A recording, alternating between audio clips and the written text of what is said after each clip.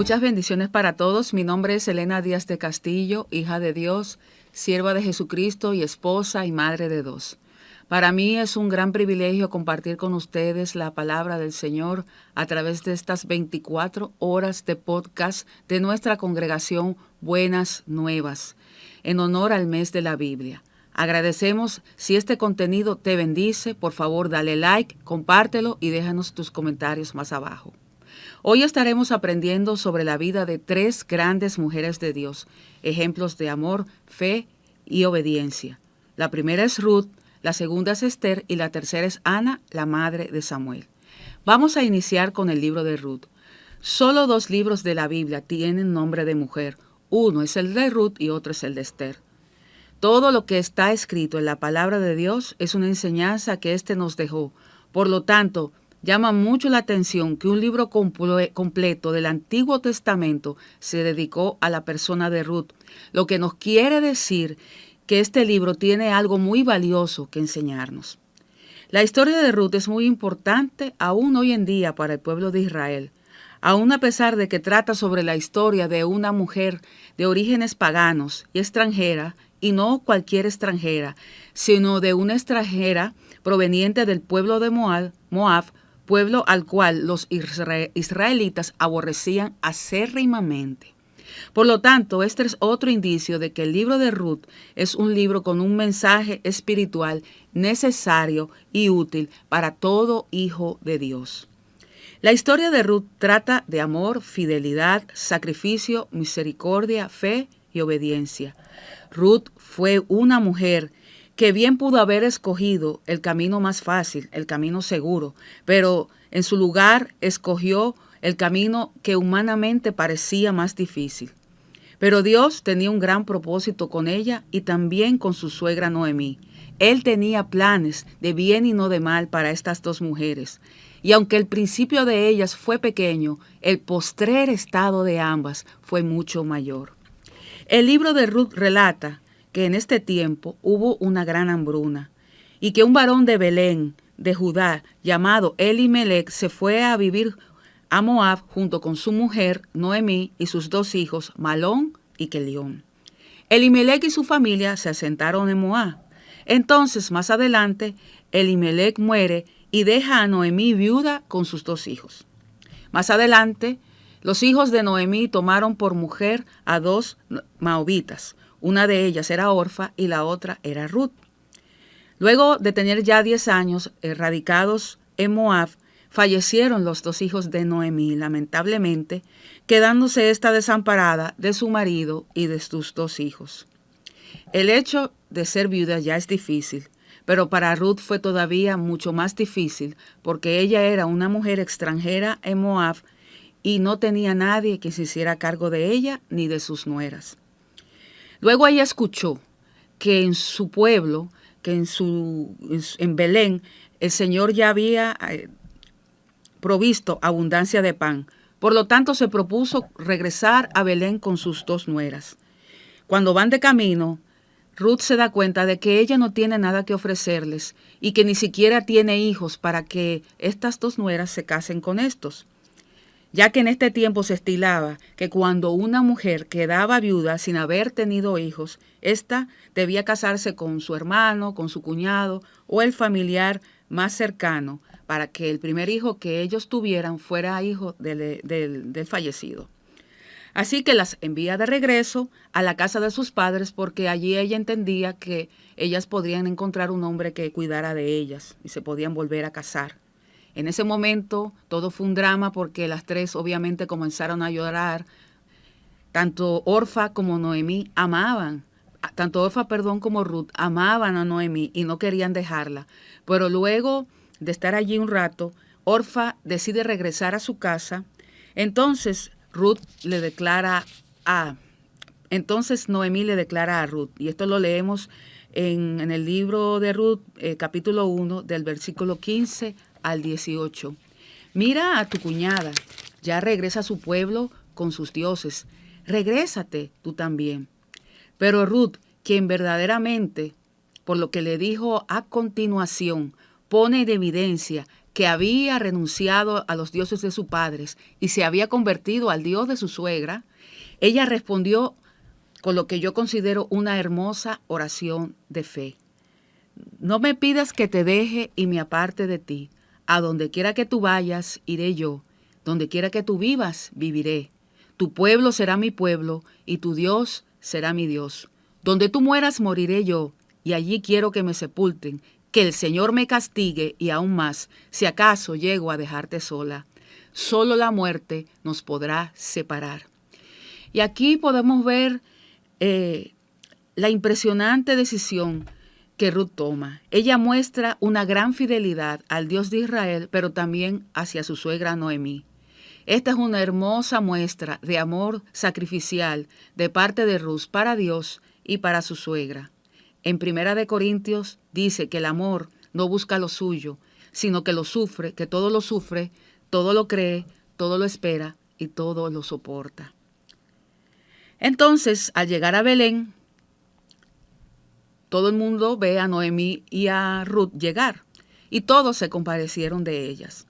Al darse cuenta de esto, Noemí les dijo a todos lo siguiente: ya mi nombre no será más Noemí, que significa dulce, sino que a partir de ahora mi nombre será Mara, que significa amarga, porque en gran amargura me ha puesto el Dios Todopoderoso, pues me fui llena de este lugar y regresé vacía. Aquí vemos que Noemí permitió que lo que humanamente estaba viviendo le robara su gozo y su esperanza, y la llevó a un punto de aparente depresión. Ante los desiertos, ¿verdad? Muchos, y creo que todos en nuestro caminar con Dios, hemos incurrido en el error de Noemí.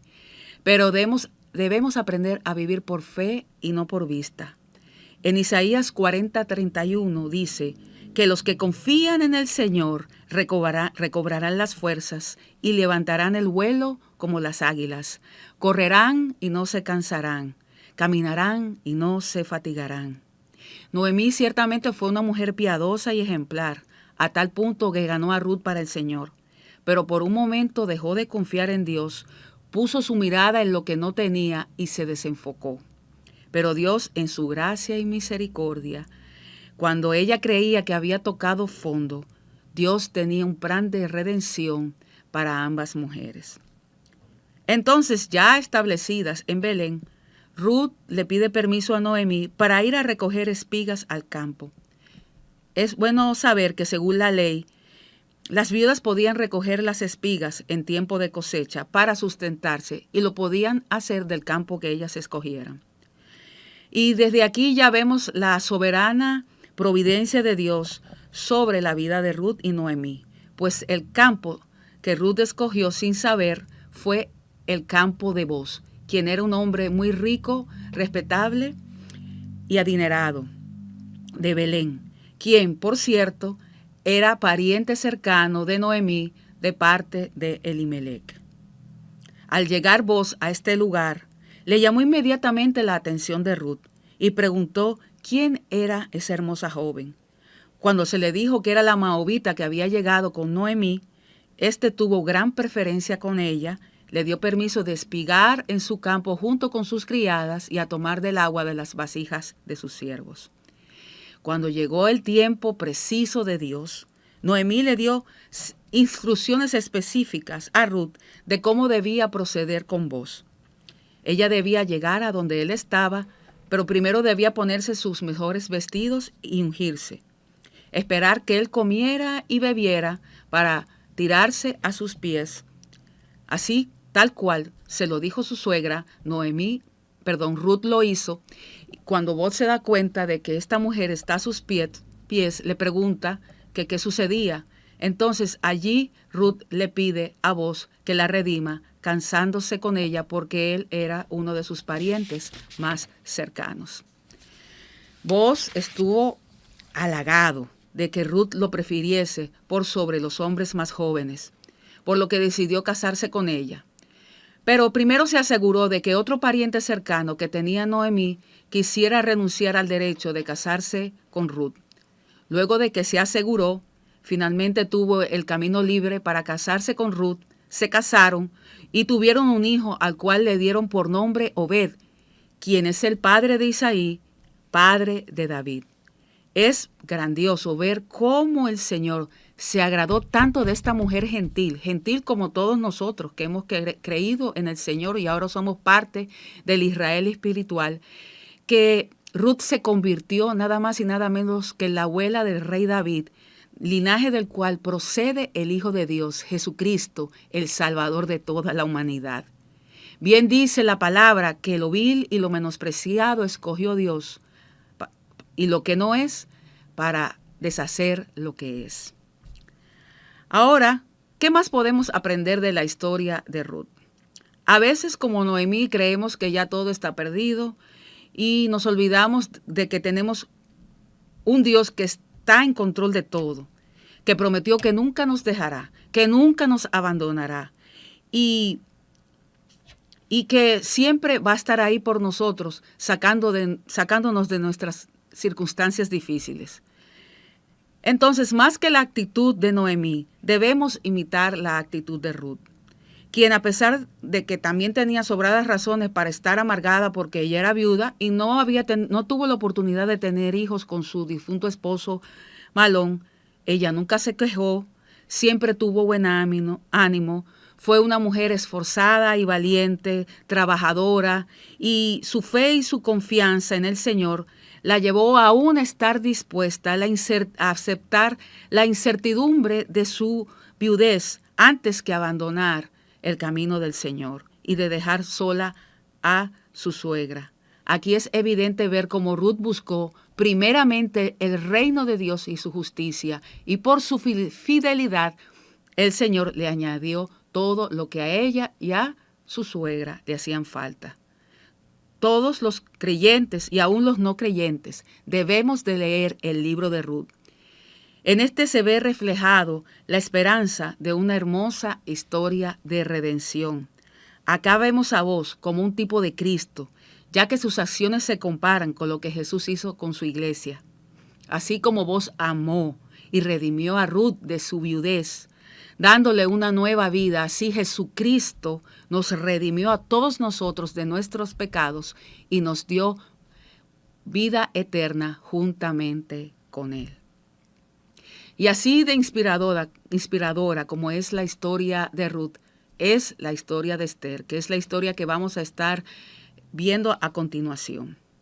Como mencioné al principio, solo 2 libros de la Biblia tenían nombres de mujer. Ya vimos el libro de Ruth, ahora vamos a ver el libro de Esther. Otro dato que llama la atención sobre el libro de Esther es que en el mismo no se menciona el nombre de Dios. Sin embargo, a medida que tú vas leyendo esta historia, ves cómo Dios va orquestándolo todo y va cumpliendo su buena, agradable y perfecta voluntad. El libro de Esther fue escrito para la comunidad judía de la diáspora, ya que los hechos narrados se centran en los judíos exiliados en Persia. En las Escrituras vemos cómo Dios usa las experiencias de unos pocos para bendecir a generaciones futuras que enfrentan peligros y situaciones similares. Y eso es precisamente de lo que se trata la historia de Esther. Dios usó a Esther como un instrumento para salvar a su pueblo. Como judía en una corte cruel y despiadada, arriesgó su vida para preparar un intrépido plan para salvar a los judíos de una muerte segura. Esther fue una mujer común que Dios usó para hacer cosas extraordinarias. Por eso, a partir de ahora veremos un resumen de su historia. Mardoqueo era un judío de los deportados en los tiempos de Nabucodonosor. Él adopta como hija a una prima huérfana llamada Hadasa. El rey Asuero, que es el rey de Persia, había repudiado a su esposa Basti y decidió buscar una nueva esposa entre las doncellas del reino. Luego de una intensa búsqueda, por la gracia de Dios, Hadasa fue elegida por el rey para que fuera su esposa y su nueva reina. A partir de ese momento, el nombre de Hadasa fue cambiado al nombre de Esther, que significa estrella. Y veremos cómo Esther, a partir de este momento, brilló en esta historia. Por aquel entonces, un tal Amán, que fue nombrado como el segundo al poder después del rey. Todos los presentes, menos Mardoqueo, se postraban a su paso para rendirle reverencia cuando él entraba al palacio real. Por lo que Amán se indignó en gran manera. Enterado de que Mardoqueo era de descendencia judía, le pidió al rey que dictara un decreto para que todos los judíos fueran ejecutados. Cuando Mardoqueo supo esto, en señal de su dolor y tristeza, rasgó sus vestiduras, se vistió con ropas ásperas y puso ceniza en su cabeza. Luego hizo llevar el decreto, una copia del decreto, a la reina Esther, rogándole que intercediera delante del rey a favor de su pueblo para que éste no fuera destruido. Entonces Esther le manda a decir a Mardoqueo que no podía presentarse delante del rey sin ser convocada, pues ella corría el riesgo de perder su vida, salvo si el rey extendiera su cetro de oro hacia ella, entonces indicando que ella viviría. Voy a leer el libro de Esther en el capítulo 4, del versículo 13 al 16, para ver la respuesta de Mardoqueo hacia Esther. Entonces Mardoqueo dijo que respondiesen a Esther: no pienses que escaparás de la casa del rey más que cualquier otro judío, porque si callas absolutamente en este tiempo, respiro y liberación vendrán de alguna otra parte para los judíos. Mas tú y la casa de tu padre pereceréis. Y quién sabe si para esta hora has llegado al reino. Y Esther dijo que respondiesen a Mardoqueo: ve y reúno a todos los judíos de Susa. Ayunad por mí, y no comáis ni bebáis en 3 días, noche y día. Yo también con mis doncellas ayunaré igualmente. Entonces entraré a ver al rey. Y aunque no sea conforme a la ley, si perezco, que perezca. Y antes de seguir con la trama de esta historia, es importante destacar 2 puntos sobre esta parte. Es asombroso ver cómo Esther conocía el poder del ayuno y la oración. Y aunque, como dije al principio, el nombre de Dios no se menciona en este libro, era evidente que la confianza de Esther y también del pueblo judío estaba en el Señor. Ellos sabían que así como Dios había librado a sus antepasados de sus poderosos enemigos, así ellos sabían que Dios podría librarlos a ellos.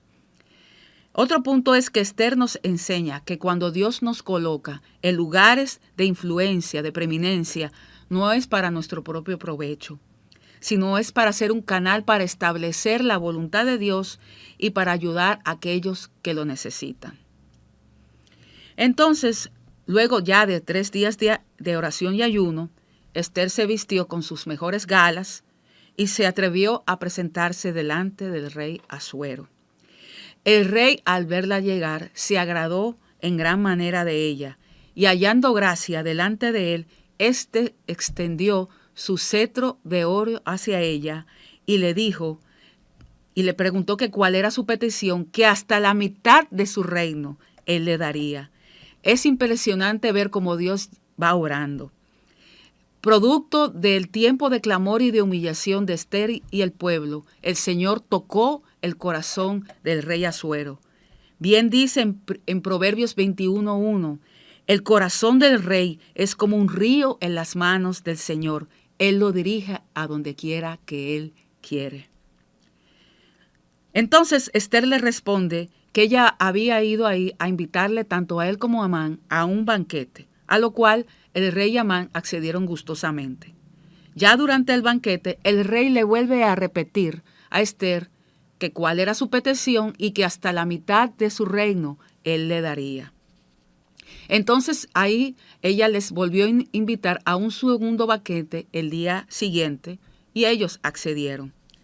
Cuando ya estaban en el segundo banquete, Esther habló claramente al rey Asuero y ella pidió por su pueblo, puesto que estaban condenados al exterminio por causa de Amán.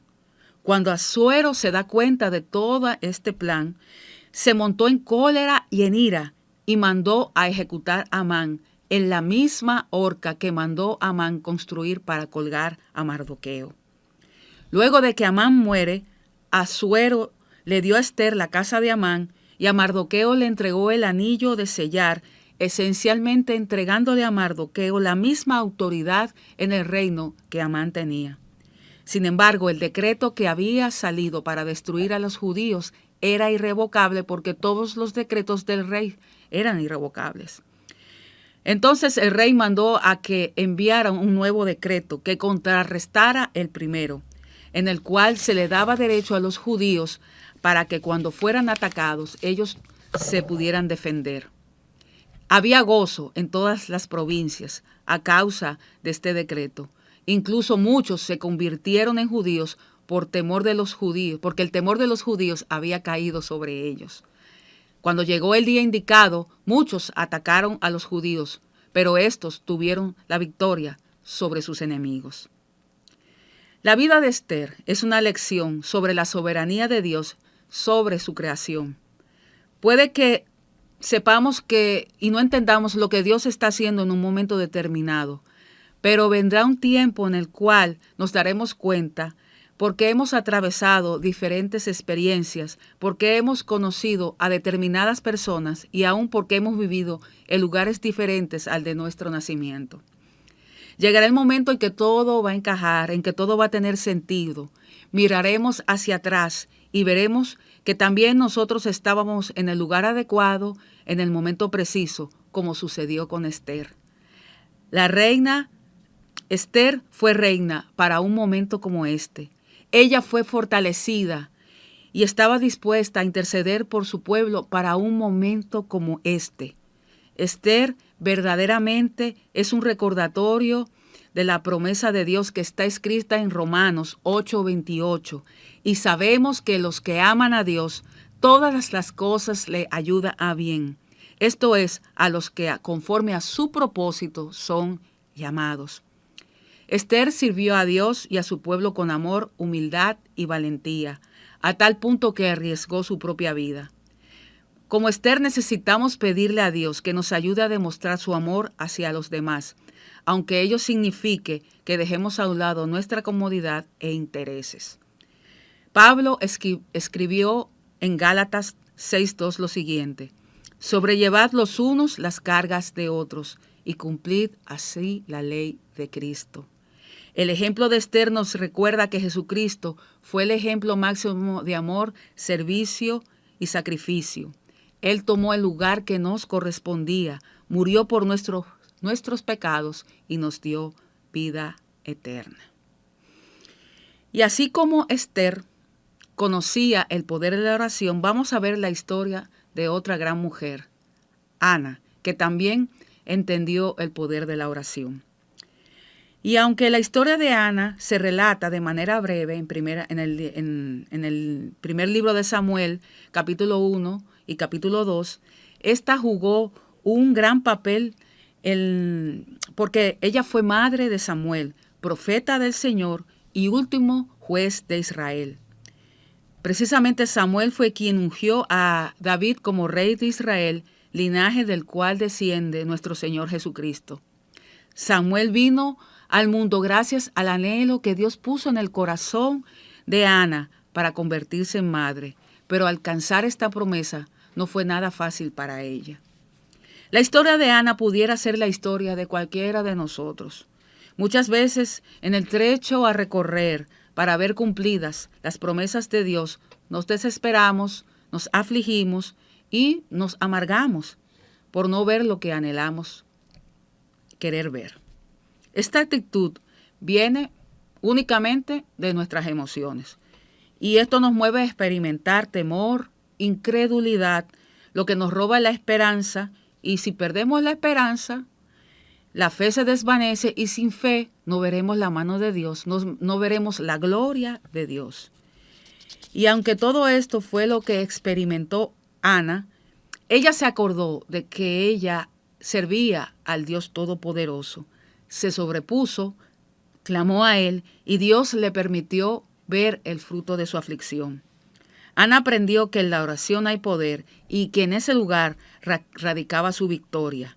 En el Salmo 34, 17 dice: claman los justos y el Señor los oye y los libra de todas sus angustias. Ana era una de las 12 esposas de Elcana. La otra se llamaba Penina. Penina le había dado hijos a Elcana, pero Ana no había podido tener hijos. Sin embargo, Elcana prefería a Ana. Todos los años Elcana ofrecía sacrificio en el santuario de Silo e iba con Penina, sus hijos y Ana a llevar este sacrificio. Elcana le daba una porción a Penina y a sus hijos y le daba una doble porción a Ana, lo que provocaba celos a Penina y la humillaba por ser estéril. Tras esta provocación, Ana entró al templo, comenzó a orar y a llorar amargamente e hizo un voto al Señor, el cual leemos en 1 Samuel, capítulo 1, versículo 11. Y así declara Ana al Señor: Señor de los ejércitos, si te dignas a mirar la aflicción de esta sierva tuya y te acuerdas de mí y me das un hijo varón, yo te lo dedicaré, Señor, para toda la vida. Yo te prometo que jamás la navaja rozará su cabeza. En este momento, Ana no estaba pronunciando palabras, sino que se comunicaba con Dios, dice la palabra, desde su corazón. Cerca de allí estaba el sacerdote Elí en el templo. Al verla mover sus labios, pensó que Ana estaba ebria y se acercó a ella para reprenderla y decirle que dejara de tomar vino. A lo que ella le respondió que ella no era una mujer impía, sino que su congoja y su aflicción eran grandes y que lo que verdaderamente ella estaba haciendo era clamarle al Señor para que le diera respuesta. Entonces allí Dios usó a Elí para darle su promesa a Ana y le respondió: vete tranquila, el Dios de Israel te conceda lo que has pedido. Y después de esto, Ana dejó de estar triste, se incorporó, comió y siguió adelante. Así que por fe, la historia de Ana tuvo un final feliz. Dios la escuchó, ya que cuando ella y su esposo regresaron a su casa en Ramá, Ana quedó encinta y tuvo un hijo y le puso por nombre Samuel, que significa yo se lo pedí a Dios. Ana crió al niño y cuando lo hubo destetado, lo llevó al templo del Señor y tal como ella le había prometido, lo entregó a Elí para que Samuel fuera dedicado al servicio del Señor todos los días de su vida.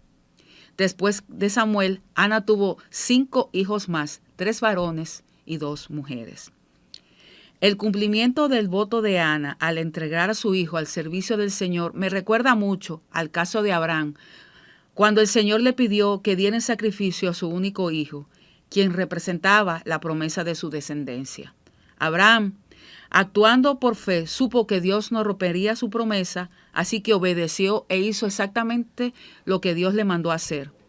Todos ya sabemos que en el último momento Dios le impidió a Abraham que sacrificara a Isaac y proveyó el animal para el sacrificio.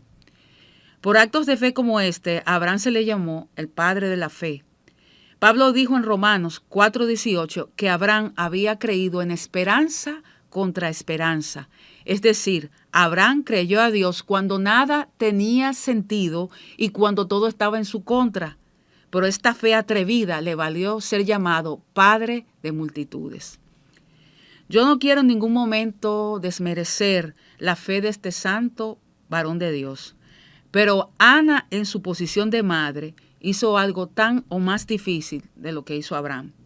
Abraham se le pidió que sacrificara a su hijo, es decir, él voluntariamente no se lo ofreció al Señor. Pero Ana, en el caso de Ana, aún desde antes de que Samuel fuera engendrado, ella lo entregó voluntariamente a Dios en su corazón al servicio de su templo. Aún a expensas de la incertidumbre de si iba a tener más adelante más hijos. Esto es algo bastante duro de hacer para cualquier madre, sobre todo con un único y anhelado hijo. Tanto Ana como Abraham se aferraron a la promesa que Dios les había hecho. Ana oró, creyó y esperó el cumplimiento de lo prometido. Ahora, ni Abraham ni Ana tuvieron que ver morir a sus hijos, pero hubo un padre que sí envió a su hijo a morir. En Juan 3, 16, 17 dice lo siguiente: porque de tal manera amó Dios al mundo, que ha dado su Hijo unigénito, para que todo aquel que en él cree no se pierda, mas tenga vida eterna. Porque no envió Dios a su Hijo al mundo para condenar al mundo, sino para que el mundo fuese salvo por él. El amor de Dios por cada uno de nosotros le llevó a poner en marcha el plan de nuestra salvación.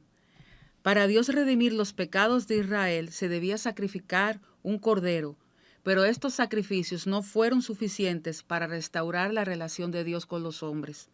Así que Jesucristo, el unigénito de Dios, en obediencia a su Padre, vino al mundo, aleluya, murió sacrificado en una cruz en nuestro lugar. Su sangre nos redimió de todos nuestros pecados, nos dio vida eterna y sobre todo libre acceso al trono de la gracia, libre acceso a nuestro Padre Celestial. Cada historia de las Escrituras nos enseña y nos testifica de Cristo. Estas nos llevan a deleitarnos y a gozarnos en Él.